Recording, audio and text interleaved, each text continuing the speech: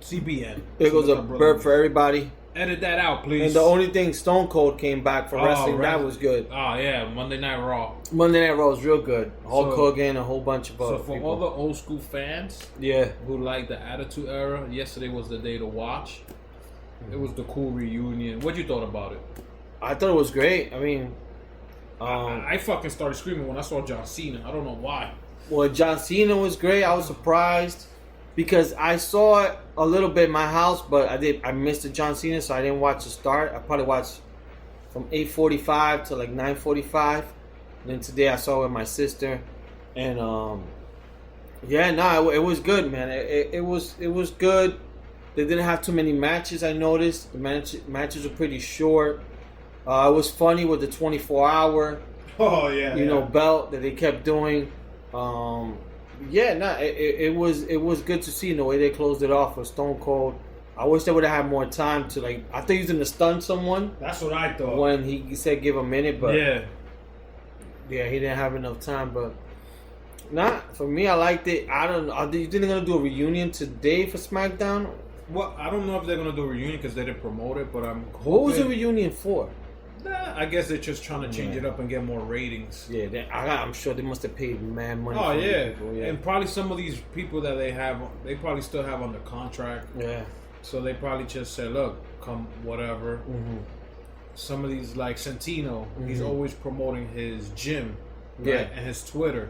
So I'm guessing this is a free way to get promotion. Yeah. So he was like, "Oh, why not? I'll go on TV. They'll see my face and they'll know whatever." Stone Cold. He has a USA channel coming out like in 2 weeks. Yes. So that's like free promotion for him. But the fans love, you could tell, if you talk about wrestling and you ask anybody, who's Hulk Hogan, everybody's going to say, I know who's that. Yeah. But me personally, from watching yesterday, I feel like Stone Cold passed that status. Like, you say WWE, the first name you're going to say now is Stone Cold or Rock. And then Cena. What about Undertaker? You could still ask somebody, and they're gonna say Stone Cold first. Yeah. Before them, it would be Hulk Hogan. But now, I got a feeling these guys have passed in a way that I don't think Hulk Hogan could reach him. Yes, he's maybe. So, if you was to ask your mom, who's wrestling, does she remember Hulk Hogan? She will say. She won't know Stone Cold, right? She probably won't. But she'll remember Hulk Hogan. She will remember Hulk Hogan. Yeah. That's the thing. That's the age. I guess he has the age. Yeah. Our older parents. Mm-hmm. But then there's people that still keep watching at that. Yeah. You know, our parents. Yeah. They're still fans who are watching. Yeah. So they will probably say, oh, but Stone Cold's better, this and that. That's the thing. But if you haven't watched or you haven't watched in a long time. Yeah. And you ask, like you said, my mom. Who's her favorite wrestler, or does she know who's this from WWF? Yeah. Oh, Hulk Hogan, or maybe The Undertaker, because back in those days they'll show The Undertaker a lot. Yeah. Or the only other person I could think of, because he was real colorful, was Ultimate Warrior. Mm-hmm. Hey, loco, que mueve la soga. That, they will say that. But in our generation, we could say Hulk Hogan, but then we have other people that we could say, like, I could say Stone Cold. Yeah, no, I know. Oh. For me, Stone Cold's my favorite. My favorite was always growing up was Ultimate Warrior. Was he was my favorite. He was like the one that caught your eyes. Yeah. Because he'll come running from the back. For me, it went from Hulk Hogan to Ultimate Warrior to Ultimate Warrior until Stone Cold. I think. See, my thing was I liked Hogan, but the one that always caught my eyes was Macho Man. Yeah. Because he always came with the fucking robe, the colorful robe. Then he had the graduation song, so that was always stuck in my head. yeah. And he always had Elizabeth. Elizabeth. Yeah. That's my mom's name, so it always caught me. Yeah. Elizabeth. So he had always the fucking fingertips taped up. So that caught me. Yeah. Hulk Hogan was the favorite one. But to catch my eyes was Macho Man. And he always had the big. I always used to call him the skiing shades, because them shades were big. Mm-hmm. Then he had the bandana on too, and I was like, yo, this motherfucker cool as fuck. With the hat. Yeah, with the beard. And definitely like a rock star. Yeah. So he caught my eyes. And then it went up. Yeah, I was an Ultimate Warrior fan and all this. Andre the Giant, forget about it. You know, if you guys are big wrestling fans, I suggest going to your HBO. My favorite tag team was the British Bulldogs. Oh, they were fucking great. Yeah, those are my but I always tell Barry, my favorite tag team was the Killer Bees. Yeah. Because they had a yellow mask, a yellow trunks, but they go to the ring with no mask on. But then they go underneath the ring and put it on, so you don't know who's who. So they used to like fake that one of them was the hurt one, and you know how the Bellas used to do with the twin shit. Yeah. So I know some of you listeners don't like when we get into wrestling, but I could talk about wrestling for hours, especially about old school wrestling. I know who I'm gonna talk to about wrestling. Richie's daughter. She's the one. As a matter of fact, in a few weeks we got SummerSlam, which is early this year. August, yep. And I didn't know it was in Toronto. Yep. Because I was telling my sister today, I'm like, oh shit, we could get tickets, but no. I'm like, it's always in Brooklyn. I'm definitely gonna get tickets for the Monday Night Raw in September. Yeah. If let's see how expensive they get. I'll even get SmackDown ones. Yeah. Go back and forth. You know what I'm saying? Because they haven't been in Madison Square Garden in a while. But that's for September. We got the trip for November to watch the Bears and Giants. And that's all I have for sports. I don't want to bore you guys. I know it's it's almost 20 minutes on sports. My whole thing that I want to talk to you about today, because it's not getting me mad, but it makes me feel some type of way. So I was watching the video. I didn't watch the whole video. I just saw some of it. But then I was listening to it a lot in the radio about these cops. I don't know if it's in Harlem or in the Bronx. Yeah. They try to stop something, and then some of these kids were throwing buckets of water or like drenching these cops with water. And these cops, dude, like, they just took it like champs and walked away. Because you know everybody's watching them to see what they're gonna do. I was telling my coworkers at work, look, I understand the whole police brutality, people get mad at that, but at the same time, we gotta show respect to the law enforcement. I know some people don't think, but growing up in the hood, we never did that. Hells no. We would never think of throwing. We were scared. Yeah. We would never think of throwing anything. The only thing we may do is with the fire hydrant, you may wet the cop car a little bit. And that would be the craziest motherfucker who's gonna do it.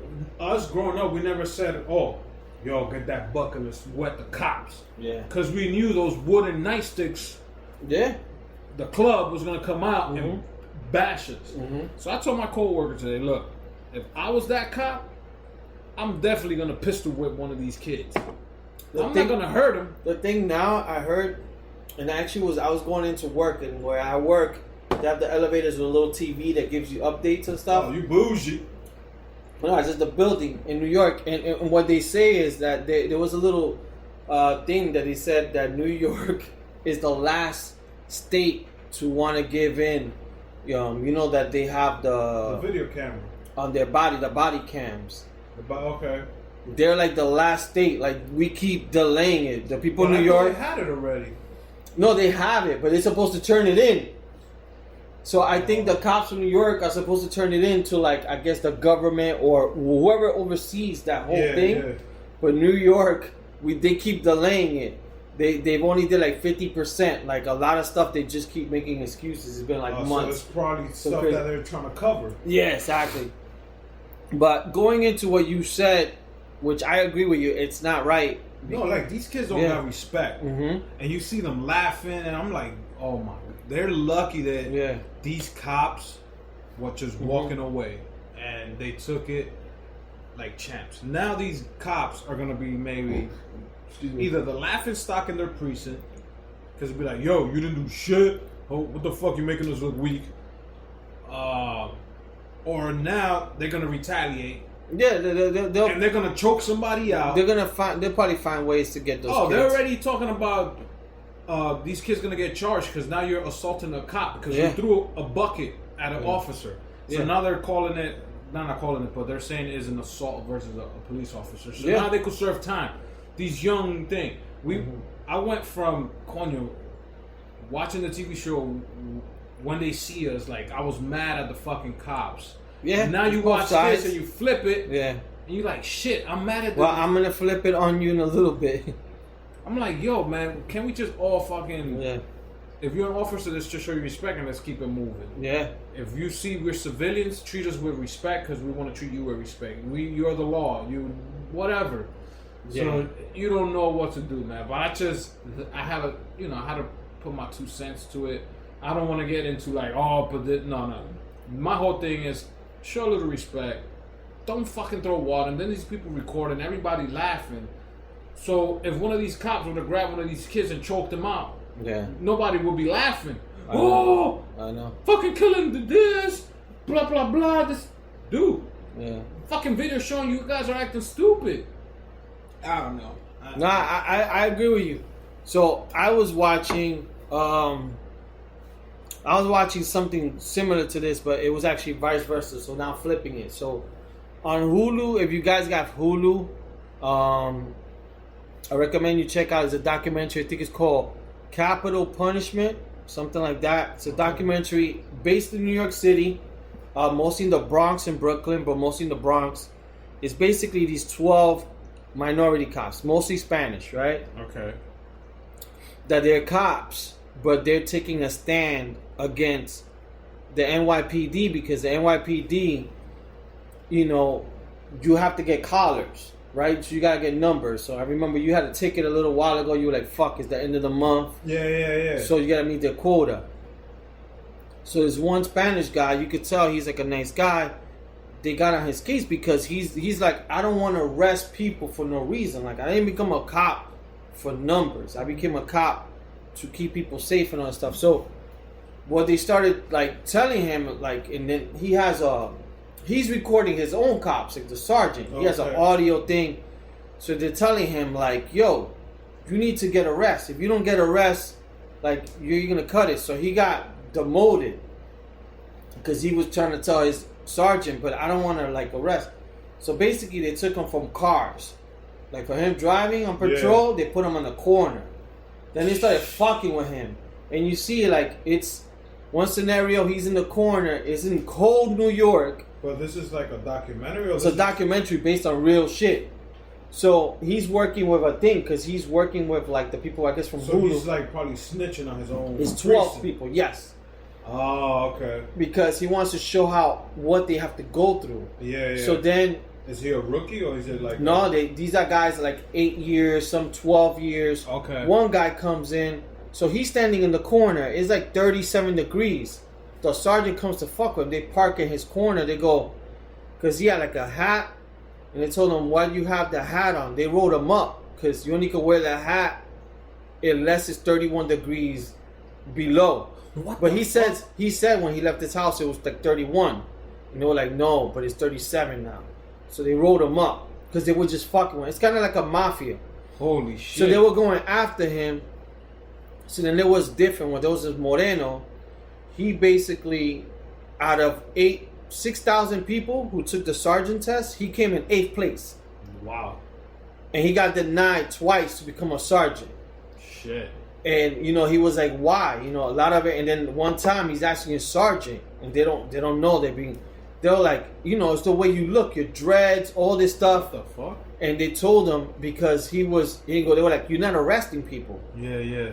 And they were showing how one guy who's corrupt, he did a lot of crazy shit, but he's had a lot of arrests. He's had like 1,000 arrests in like a few years. He's been promoted, but he's known in the Bronx of being corrupt because he just just arrests people. So then it shows the flip side. So let's say you have a son. Your son is 15. He's always hanging out. So there was this girl. Her son got arrested like 10 times because he's always in the corner just chilling. But it's always false shit. They keep fucking with him. Okay. So the thing, what happens is, after a while, you get dismissed. But once it's on your record, it shows that you've been arrested 10 times. Yeah. But let's say one time you do something wrong, they're gonna go, this is your 11th time here. They ain't gonna count the 10 that they fucked up on. And that's what happens. Oh, okay. So they, in one story, they took her son because they needed someone. Some kid got shot in the Bronx, and they said it was your son because they needed to get someone. So this kid was in Rikers for 8 years, and they showed the judge, and he's like, the judge is like, "You sure